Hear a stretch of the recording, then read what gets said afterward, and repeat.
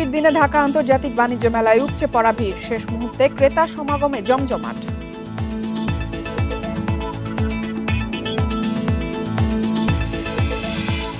চাল ও তেলের দামেও অস্বস্তি প্রায় সব বাজারে। সয়াবিনের সংকট কাটেনি, সরবরাহ বাড়ায় কমেছে সবজির দাম।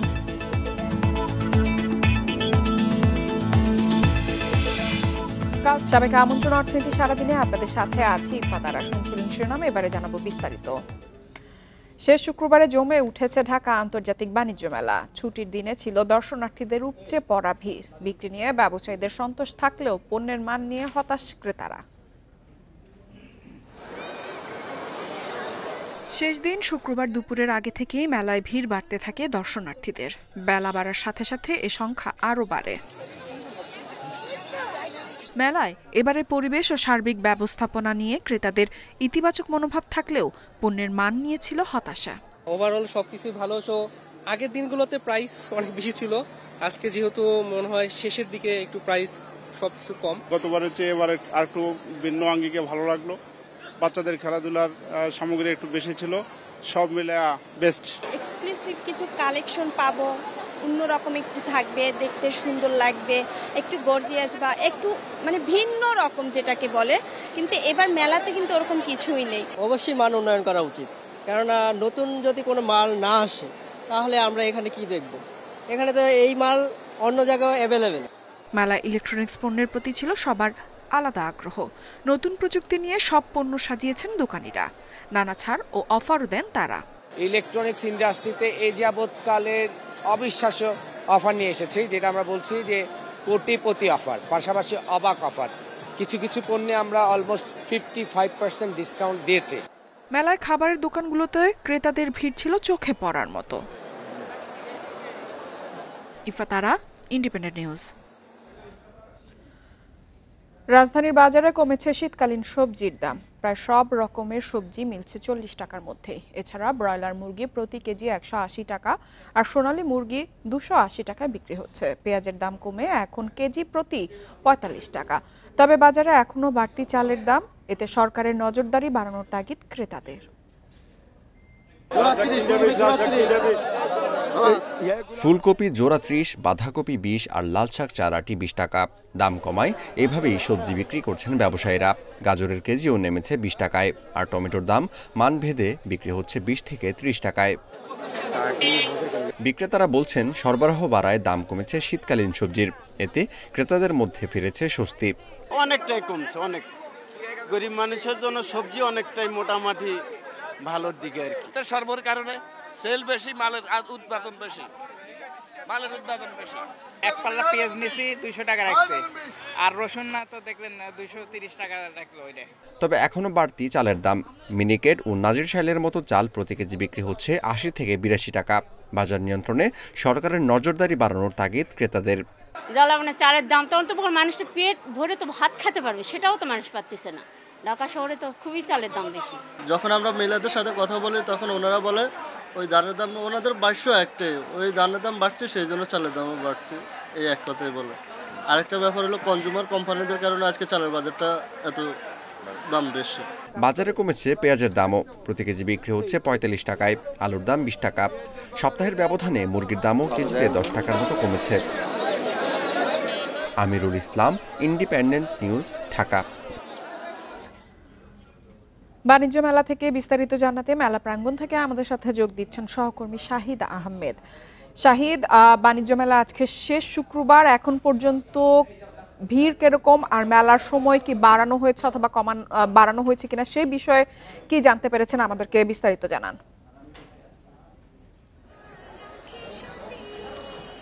প্রথমে আপনাকে মেলার বাড়ানোর বিষয়টা পরিষ্কার করি, তার আগে আজকে যে শেষ দিন, এই মুহূর্তে মেলা প্রাঙ্গণ পুরো ক্রেতা সাধারণের মুখরিত। আমি যদি একটু চিত্র দেখাই, মূলত ভিড় এখন কিন্তু পুরো পরিপূর্ণ বাণিজ্য মেলা প্রাঙ্গণ। আর মেলা বাড়ানোর বিষয়টা প্রথমে কিন্তু বাণিজ্য মন্ত্রণালয়ে যে রুটিন দায়িত্বের সচিব রয়েছেন উনি কিন্তু বলেছিলেন যে আগামীকালকে আমরা মেলা শেষ করছি। পরবর্তী থেকে বাণিজ্য মন্ত্রণালয়ের জনসংযোগ কর্মকর্তা আমাদেরকে বলেছিল যে যেহেতু কালকে শনিবার সেহেতু আগামীকালকে শেষ করবে, কিন্তু পরবর্তীতে সচিব বাণিজ্য মন্ত্রণালয়ের রুটিন দায়িত্বে যিনি পালন করছেন উনি বলছিলেন যে তিনি তার বক্তব্যে ভুলবশত একদিন বাড়ানোর কথা বলেছেন।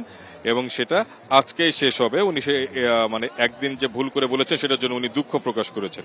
মূলত 29তম ঢাকা আন্তর্জাতিক বাণিজ্য মেলা আজকেই শেষ হচ্ছে এবং সচিব তার বক্তব্যে বলেছিল আগামীকালকে শেষ করার কথা। পরবর্তীতে উনি তার বক্তব্যকে প্রত্যাহার করে উনি বলেছিলেন তার ভুলবশত তার বক্তব্যে উনি বলেছেন আগামীকালকে শেষ করছেন। মূলত আজকেই শেষ হচ্ছে এই শুক্রবারে 29তম ঢাকা আন্তর্জাতিক বাণিজ্য মেলা।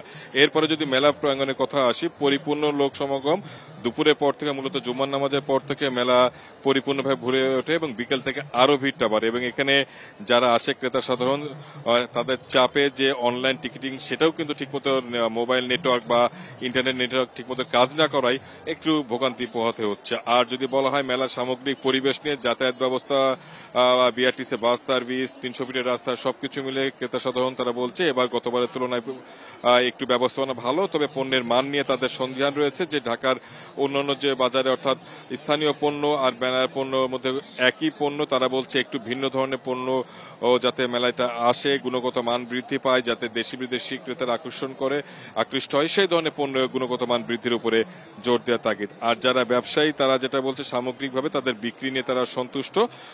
আগামীতে তারা বলছে আমরা জানি যে আন্তর্জাতিক বাণিজ্য মেলা থেকে কিন্তু রপ্তানি আদেশও আসে বেশ অনেক পরিমাণে।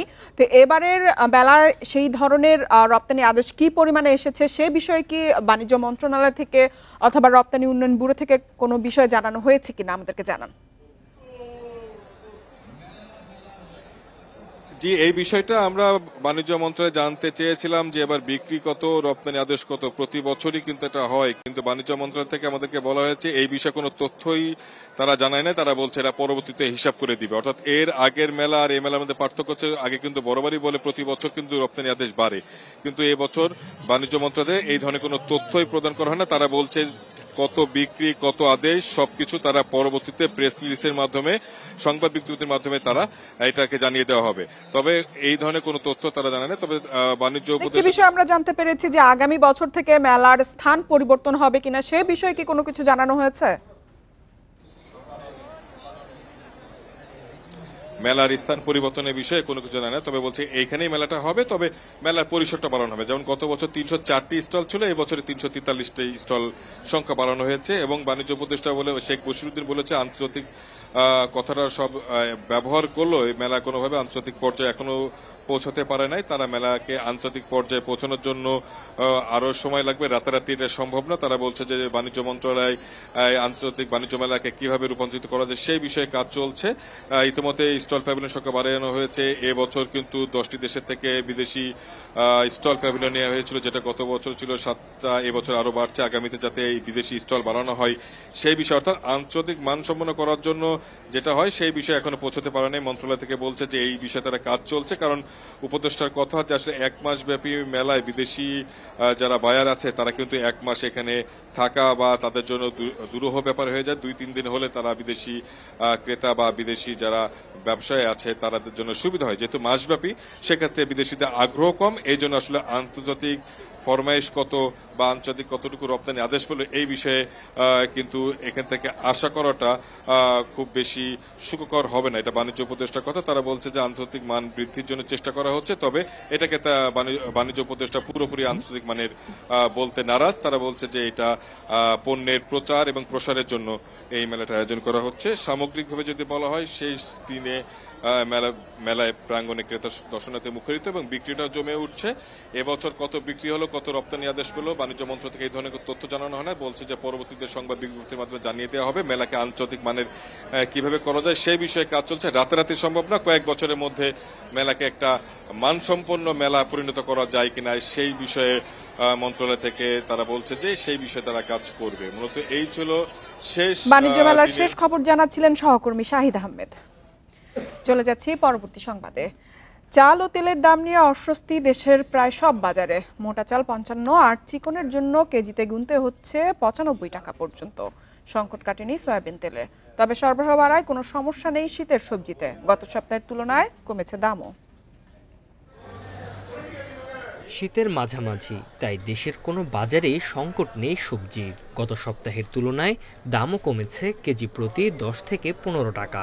চট্টগ্রাম ও বগুড়ায় এতে মিলেছে স্বস্তি। কিছু জিনিসপত্রের দাম বেশি থাকে, তো সেটা আসলে একেবারেই অন্যায্য না, অগ্রাহ্য না। মোটামুটি আমার কাছে মনে হয়েছে যেটা যে মানুষের হাতের নাগালে আছে। সবজি টবজি এগুলোর দাম কম, সবাই কিনতেও পারতেছে, খাইতেও পারতেছে, কিন্তু এটা আবার কিছুদিন পর যখন সিজন চেঞ্জ হয়ে যাবে তখন দাম বেড়ে যাবে। তবে সেই স্বস্তি হারিয়েছে তেল ও চাল কিনতে গিয়ে। খুলনায় গত সপ্তাহের চেয়ে কেজিতে 3 টাকা পর্যন্ত বেড়েছে চালের দাম। মোটা চাল 55 আর চিকনের জন্য গুনতে হচ্ছে 80 থেকে 95 টাকা পর্যন্ত। বর্তমান তো চালের সিজন, ধান উঠছে, এই সিজনে এত টাকা চালের দাম হওয়া কোনোভাবেই উচিত না। এই সপ্তাহ বিক্রি করতেছি 55, আবার কোনটা 56 বিক্রি করি, আর মাঝারিটা বিক্রি করতেছি 65, 66। অন্যদিকে বরিশালের বাজারে এখনও আছে সয়াবিনের সংকট। খোলা বিক্রি লিটার 195 টাকা। সয়াবিন তেলের দামটা অনেক বেশি। এখানে খুচরা সয়াবিন তেলের মূল্য এখন 195 টাকা লিটার, যেখানে বোতলের মূল্য 175 টাকা লিটার। তো আমার মনে হয় এখানেও সরকারের মনিটরিং বাড়ানো উচিত। ঊর্ধ্বমুখী মাংসের বাজারও ব্রয়লার 190, সোনালী 320 ও 1 কেজি দেশি মুরগির জন্য গুনতে হচ্ছে 680 টাকা। আর গরুর মাংসের দাম 750 থেকে 800 টাকার মধ্যে। Tanzil Hasnat, independent news. 9 মাসের জন্য বন্ধ হচ্ছে সেন্ট মার্টিনে পর্যটনের সুযোগ। সরকারের বেঁধে দেয়া সময় শেষ হচ্ছে আজ। কাল থেকে কোনো পর্যটক ভ্রমণের উদ্দেশ্যে সেখানে যেতে পারবেন না। বাসিন্দা ও পর্যটন সংশ্লিষ্টরা আরও 1 মাস সময় বাড়ানোর আবেদন জানালেও তাতে সাড়া মেলেনি সরকারের। সেন্ট মার্টিন দ্বীপের 12,000 বাসিন্দার প্রধান আয়ের উৎস পর্যটন খাত। একসময় সাগরে মাছ শিকার করেই চলতেন তারা। গত 1 দশক ধরে পেশা পরিবর্তন করা মানুষগুলো এখন পড়েছেন বিপদে। এবার সরকারি সিদ্ধান্ত অনুযায়ী দ্বীপে পর্যটক যাতায়াত বন্ধ হচ্ছে। স্থানীয়রা বলছেন, নভেম্বর থেকে পর্যটকবাহী জাহাজ চলাচল শুরু হওয়ার কথা থাকলেও সঠিক ব্যবস্থাপনার অভাবে তা শুরু হয় 1 মাস পর। এতে পর্যটন মৌসুমের 2 মাসের ব্যবসা ক্ষতিগ্রস্ত হয়েছে। যারা দ্বীপবাসী এবং পর্যটন ব্যবসায়ীরা আছি, আমরা একটা অনিশ্চিত ভবিষ্যতের দিকে আগাচ্ছি। মাত্র 2 মাস, ডিসেম্বর এবং জানুয়ারিতে 2 মাস পর্যটক এসেছে, তাও তুলনামূলক খুবই কম। ব্যবসায়ীরা বলছেন, আরো 1 মাস জাহাজ চলাচলের সুযোগ চাওয়া হয়েছিল সরকারের কাছে। এখন দ্বীপের মানুষের পাশাপাশি ক্ষতির মুখে পড়বেন পর্যটন সংশ্লিষ্টরা। পর্যটন সংশ্লিষ্ট আছে প্রায় 10 থেকে 12,000 লোকজন। কক্সবাজারের বিভিন্ন ট্যুর অপারেটর, ট্যুর গাইড থেকে শুরু করে ট্রান্সপোর্টের সাথে যারা সম্পৃক্ত, ওভারঅল ট্যুরিজম সেক্টরে যারা সংশ্লিষ্ট, আসলে তাদের সকলেরই অপূরণীয় ক্ষতি হয়ে গেছে। প্রশাসন বলছে, সরকারি সিদ্ধান্ত বাস্তবায়ন করবে তারা। 1 ফেব্রুয়ারি থেকে কক্সবাজার সেন্ট মার্টিন নৌপথে পর্যটকবাহী জাহাজ চলাচল বন্ধ হবে। সরকারের যে সিদ্ধান্ত ছিল 31 তারিখ পর্যন্ত সেন্ট মার্টিনগামী জাহাজগুলো চলবে। তো এখন পর্যন্ত সরকার এই নির্দেশনায় বহাল আছে, নতুন করে কোনো নির্দেশনা আসেনি। তার মানে হচ্ছে যে আগামী 1 তারিখ থেকে সেন্ট মার্টিনগামী সকল জাহাজ বন্ধ থাকবে।